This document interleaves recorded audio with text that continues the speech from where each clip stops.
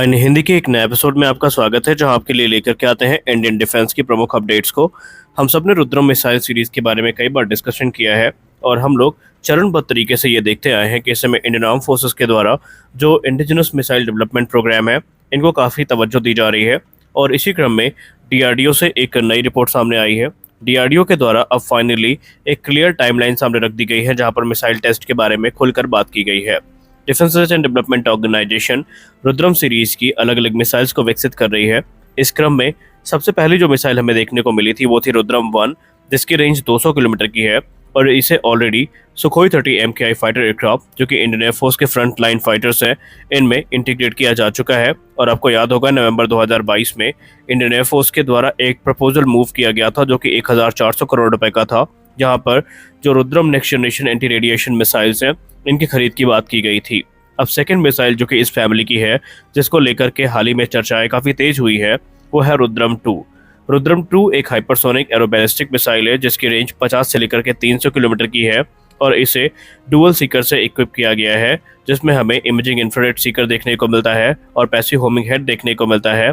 और ये मिसाइल न सिर्फ एनिमी रेडार्स को डिस्ट्रॉय कर सकती है, बल्कि इसका टारगेट एनिमी के bunker, air base, ammunition depot, arms और दूसरी चीज़ें हो सकती है।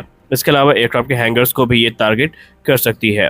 29 मई 2024 को Defence Research and Development Organisation ने सुखोई 30 MKI फाइटर एयरक्राफ्ट की सहायता से रुद्रम 2 मिसाइल का एक सक्सेसफुल फ्लाइट टेस्ट पूरा किया था और उसके बाद से ये माना गया था कि अब ये मिसाइल बहुत जल्दी इंडियन एयरफोर्स के सुखोई 30 MKI फाइटर एयरक्राफ्ट और दूसरे जो फ्रंट लाइन फाइटर्स हैं, उनका हिस्सा बन सकती है।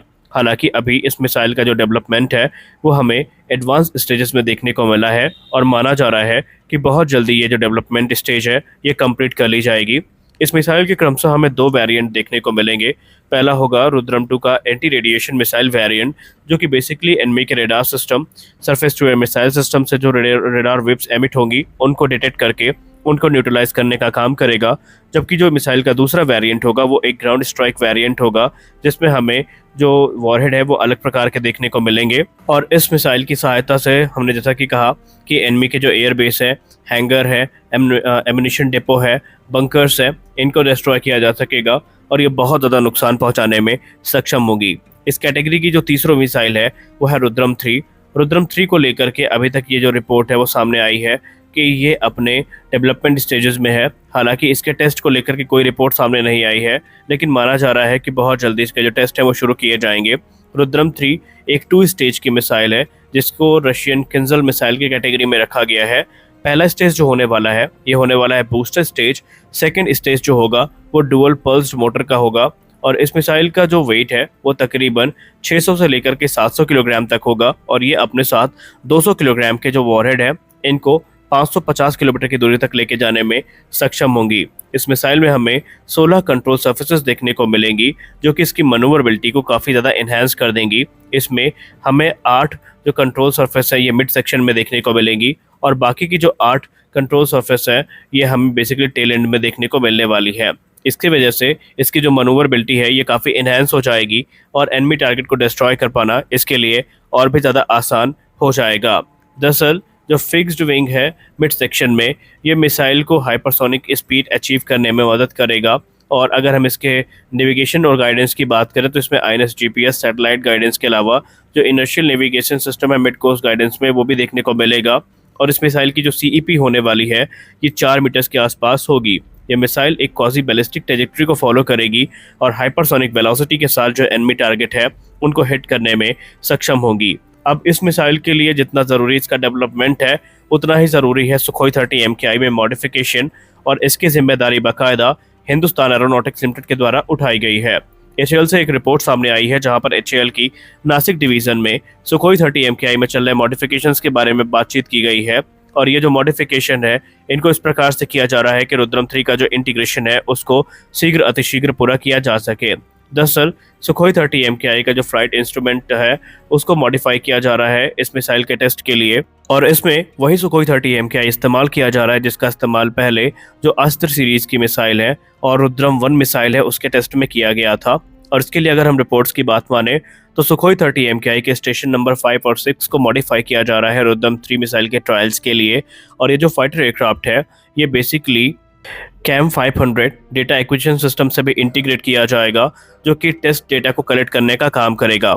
वहीं जून 2024 की अगर हम रिपोर्ट की बात करें, यानी कि इसी महीने की रिपोर्ट की बात करें, तो यहाँ पर एक दो ताज़ा तरीन रिपोर्ट सामने आई। उसमें यह कहा जा रहा है कि एक प्राइवेट फर्म है जो कि इस समय MTPCB वॉरहेड सप्लाई कर रही है रुद्रम 3 मिसाइल में इस्तेमाल करने के लिए DRDO को, जिसका सीधा मतलब ये है कि अब ये जो रुद्रम 3 मिसाइल है अपने एडवांस स्टेजेस में है डेवलपमेंट के, और इस मिसाइल के जो ट्रायल है ये आने वाले महीनों में एक्सपेक्ट किए जा रहे हैं।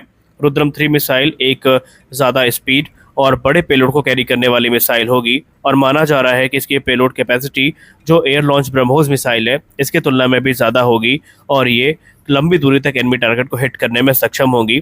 खासकर इस मिसाइल के जो टारगेट होंगे वो चाइना और पाकिस्तान के surface to air missile system होंगे, जो कि काफ़ी दूर पे वो प्लेस किए गए हैं, और इस मिसाइल की सहायता से उनको डिस्ट्रॉय किया जा सकेगा। और इसको करने के लिए भारत के जो फाइटर जेट है इन्हें अपनी जो बाउंड्री है वो क्रॉस करने की भी ज़रूरत नहीं पड़ेगी। और हमने पहले भी कहा कि जैसे कि रुद्रम 2 के हमें 2 वेरिएंट अलग अलग देखने को मिले हैं, तो ठीक हमें 2 वेरिएंट रुद्रम 3 के भी देखने को मिलेंगे, जहां पर पहला जो वेरिएंट होगा वो एंटी रेडिएशन मिसाइल वेरिएंट होगा, जो कि surface to air missile system और रडार को डिटेक्ट करके डिस्ट्रॉय करने में सक्षम होगा। और इसमें एक और खास कैपेबिलिटी ऐड की जाएगी, वो ये है कि ये एक डिकॉय और actual surface to air missile system या रडार को डिटेक्ट करने में सक्षम होगा। मान लीजिए इस मिसाइल को लॉन्च कर लिया जाता है और उसके बाद एनिमी जो टारगेट है ये मूव करता है, तो इस मिसाइल के पास ये कैपेबिलिटी होगी कि मूविंग टारगेट को डिटेक्ट करके उनको डिस्ट्रॉय कर सके। तो ये काफ़ी एडवांस मिसाइल होने वाली है, और इसका जो ग्राउंड अटैक वेरिएंट होगा उसमें ब्लास्ट जो वॉरहेड है वो इस्तेमाल किए जाएंगे। इनकी सहायता से ये एक बड़े इलाका को हाइपरसोनिक स्पीड में डिस्ट्रॉय करने में सक्षम होगी। अब बहुत सारे लोग ये क्वेश्चन करते हैं कि जब हमारे पास ब्रह्मोस है तो हमें रुद्रम 3 की ज़रूरत क्यों पड़ी। दरअसल आपको बताते चलें कि रुद्रम 3 जो है ये हाइपरसोनिक मिसाइल है, और ब्रह्मोस जो है एक सुपरसोनिक क्रूज मिसाइल है। वहीं रुद्रम 3 का जो इंटीग्रेशन है ये काफ़ी बड़े पैमाने पर किया जाएगा। ब्रह्मोस का जो एयर लॉन्च वेरिएंट है ये हमें सुखोई 30 MKI में ही देखने को मिल रहा है, और आगे चल के 2025 से जो ब्रह्मोस NG के ट्रायल हैं ये शुरू किए जाएंगे, और ब्रह्मोस NG आगे चल के लाइट कॉम्बैट एयरक्राफ्ट तेजस और राफेल जैसे जो एयरक्राफ्ट शायद हमें उसमें देखने को मिल जाए। लेकिन जो रुद्रम सीरीज की मिसाइल है, खासकर रुद्रम 1, रुद्रम 2, रुद्रम 3, ये हमें तेजस एयरक्राफ्ट में भी देखने को मिलेंगी। जैसे कि तेजस मार्क 2 की बात करें तो इसमें हमें रुद्रम 3 भी देखने को मिलेगी, और फ्यूचर के स्ट्राइक पैकेज में रुद्रम 2 को भी जगह दी गई है। इनफैक्ट जो तेजस मार्क 1A है इनके भी स्ट्राइक पैकेज में हमें रुद्रम 2 के दोनों वेरिएंट देखने को मिलेंगे। तो यहाँ से अब आप समझ सकते हैं कि ये मिसाइल्स हमारे लिए कितने इंपॉर्टेंट है, और रशिया यूक्रेन युद्ध में आपको यूक्रेन के डिफेंस मिनिस्टर और आर्मी चीफ का बयान कैसे आप भूल सकते हैं, जहाँ पर उन्होंने कहा था कि P800 ऑनिक्स जो कि ब्रह्मोस की ही एक वेरिएंट है उसको डिटेक्ट कर पाना उनके एयर डिफेंस सिस्टम के लिए बहुत मुश्किल है, क्योंकि ये काफ़ी कम एल्टीट्यूड और सुपरसोनिक स्पीड पे उड़ती हैं, जिसकी वजह से इनको डिटेक्ट नहीं किया जा सकता, और उन मिसाइल्स ने बहुत ज़्यादा नुकसान यूक्रेन को पहुंचाया है। तो इन मिसाइल्स की कैपेबिलिटी का अंदाज़ा आपको यहीं से हो गया होगा। तो आज के इस वीडियो में बस इतना ही, मिलते हैं अगले वीडियो में कुछ और अपडेट्स के साथ। तब तक के लिए जय हिंद।